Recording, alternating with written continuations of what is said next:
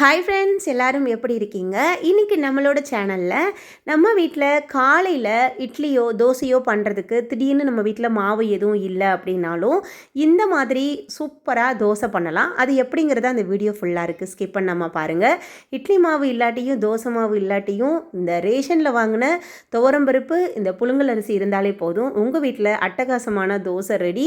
ரொம்ப சுவையாக இருக்கும், ரொம்ப சாஃப்டாக இருக்கும். இது இந்த பருப்பில் தான் செஞ்சாங்களாங்கிறதே கண்டுபிடிக்க முடியாது. வாங்க எப்படி பண்ணுறதுன்னு பார்த்துடலாம். ஒரு அகலமான பாத்திரத்தில் அரைக்கப்பளவுக்கு ரேஷனில் வாங்கின புழுங்கல் அரிசி சேர்த்துருக்கேன். அதே அரைக்கப்பளவுக்கு நம்ம ரேஷன்லேயே வாங்கின துவரம்பருப்பு நான் சேர்க்குறேன். இதில் நான் அரைக்கிறதுக்கு அரிசியும் துவரம்பருப்பும் மட்டும்தான். அது ரெண்டுமே நான் ரேஷனில் உள்ளது எடுத்திருக்கேன். நீங்கள் வீட்டில் சமைக்கிற அரிசியாக இருந்தாலும் சரி, இல்லை இட்லி அரிசியாக இருந்தாலும் சரி, இல்லை நீங்கள் கடையில் வாங்கின துவரம்பருப்பாக இருந்தாலும் நீங்கள் சேர்த்துக்கலாம்.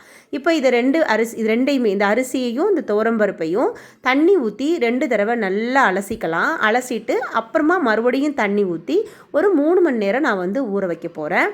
3 மணி நேரம் ஊற வச்சாதான் நமக்கு நல்லா ஊறி இருக்கும். நம்ம அரைச்சி எடுக்கிறதுக்கு ரொம்ப ஈஸியாக இருக்கும். நீங்கள் கம்மியான அளவில் ஊற வச்சிங்கன்னா நீங்கள் மிக்ஸி ஜாரில் அரைச்சிக்கலாம். இந்த அரை கப்பில் நான் ஊற வச்சு எடுத்திருக்கேன் பார்த்தீங்களா, இதுவே கிட்டத்தட்ட 4 பேர் தோசை சாப்பிட்லாம். ரொம்ப டேஸ்ட்டாக இருக்கும். நீங்கள் நிறைய ஊற வைக்கிறீங்க, எல்லாருக்கும் ஒரு வீட்டில் 5-6 பேர் இருக்காங்க, நிறைய பேருக்கு செய்கிறீங்கன்னா நீங்கள் அதுக்கேற்ற மாதிரி ஈக்குவல் குவான்டிட்டியில் ஊற வச்சுக்கோங்க. கிரைண்டரில் அரைச்சி எடுத்துக்கோங்க, ரொம்ப நல்லாயிருக்கும். இப்போ 3 மணி நேரம் கம்ப்ளீட் ஆகிடுச்சு பாருங்கள். அரிசியும் பருப்பும் நல்லா ஊறிடுச்சு. இப்போ இது ரெண்டையும் நான் மிக்ஸி ஜாரில் தான் சேர்த்து அரைக்க போகிறேன். அதே மாதிரி நீங்களும் அரைச்சிக்கோங்க, கம்மியான அளவில் ஊற வச்சுருந்தீங்கன்னா. இப்போ பார்த்திங்கன்னா நான் மிக்ஸி ஜாரில் தண்ணி ரொம்ப அதிகமாக சேர்த்துடக்கூடாது. இந்த அரிசியை ஃபஸ்ட்டு சேர்த்துக்கணும். சேர்த்துட்டு அது கூட நான் என்னென்ன பொருட்கள் சேர்த்து அரைக்கணும் அப்படிங்கிறதையும் நான் சொல்கிறேன். அதையும் சேர்த்துட்டு எவ்வளோ கம்மியான அளவு தண்ணி வேணுமோ அந்த மாதிரி சேர்த்துக்கோங்க. இப்போ இது கூடவே 3 காஞ்ச மிளகா, ஒரு 1/4 டீஸ்பூன் அளவுக்கு குருமிளகு, அரை ஸ்பூன் அளவுக்கு சோம்பு, அதுக்கப்புறமா 6லேருந்து 7 பூண்டு பற்கள் சேர்த்துக்கிட்டேன். இது கூட ஒரு அரை கிளாஸ் தண்ணி சேர்த்து நல்லா இந்த மாதிரி கொரப்பாக அரைச்சிக்கலாம். ரொம்ப நைஸாக அரைக்கக்கூடாது, ஓரளவுக்கு நம்ம இட்லி மாவு மாதிரி கொரப்பாக அரைச்சிக்கணும். அரைச்சதெல்லாம் இன்னொரு பாத்திரத்தில் மாற்றிக்கிறேன். அதுக்கப்புறமா மிக்ஸி ஜாரில் ஒரு 1/4 கிளாஸ் மட்டும் தண்ணி சேர்த்து கழுவிட்டு சேர்த்துக்கலாம்.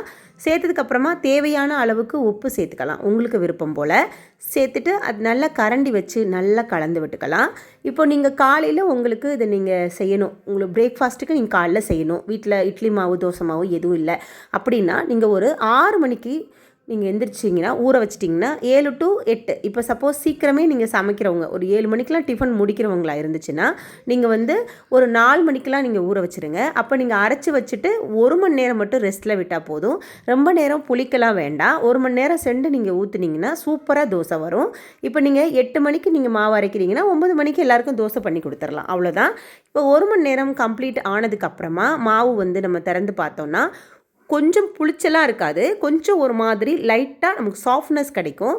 அதில் பொடிசாக கட் பண்ண கொத்தமல்லி தழை அது மேலே தூவிட்டு நல்லா கரண்டி வச்சு கலந்து விட்டுக்கலாம். பார்த்திங்கன்னா தோசை ஊற்றுற அளவுக்கு கரெக்டான பக்குவம் இது. இப்போ நம்ம தோசைக்கல்ல அடுப்பில் வச்சதுக்கப்புறமா ஒரு கரண்டி மாவு எடுத்து ஊற்றிட்டு நல்லா மெல்லிசாக தேய்ச்சி விட்டுக்கலாம்.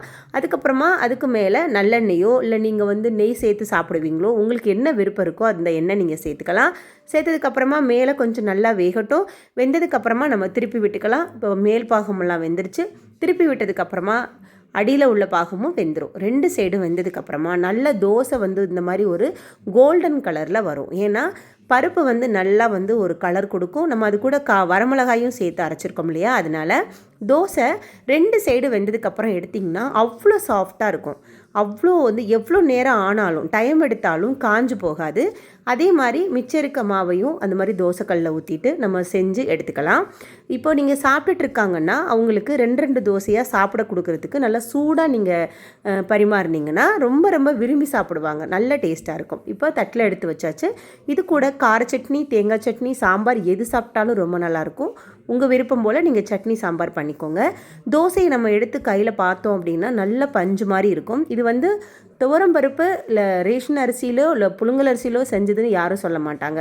அந்தளவுக்கு பசபசன்னு இருக்கும் தோசை, ரொம்ப ருசியாக இருக்கும். ட்ரை பண்ணுங்கள். வீட்டில் திடீர்னு கெஸ்ட்டு வந்துட்டாலோ இட்லி தோசை மாவு எதுவும் இல்லை அப்படின்னாலும் கூட வீட்டில் இருக்கக்கூடிய அரிசி பருப்பு வச்சு ஒரு சூப்பரான தோசை எப்படி பண்ணுறதுன்னு உங்கள் கூட நான் ஷேர் பண்ணியிருக்கேன்.